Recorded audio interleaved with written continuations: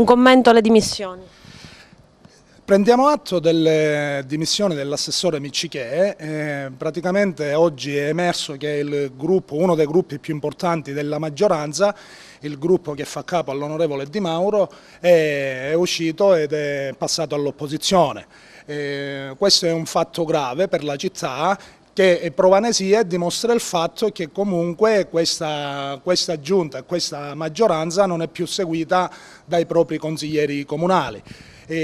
Agrigento a questo punto non è cambiata né rinata.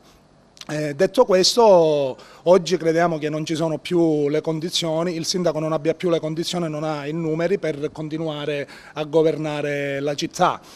È un fatto alquanto grave, appunto, come dicevo poc'anzi, che dimostra la poca incisività nel condurre l'amministrazione e nel portare avanti i lavori in città.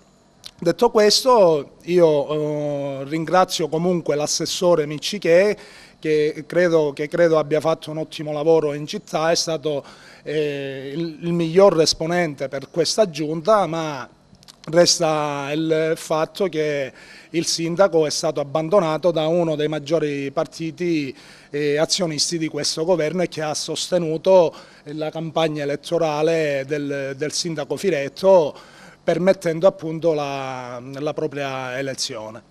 Movimenti, oggi abbiamo appena appreso, proprio prima dell'inizio del Consiglio, che l'assessore Miccichè si dimette dal proprio incarico, ed è un qualcosa di significativo, un qualcosa che sicuramente fa pensare e fa preoccupare i banchi dell'opposizione, che già da ieri in senso lato non erano rappresentati per quanto riguarda la minoranza, oggi ancora di più, perché se noi consideriamo che questa opposizione aumenta, vuol dire che evidentemente questa presidenza deve fare un passo indietro, perché già da prima lamentavamo un'assenza di garanzia per quanto riguarda l'opposizione.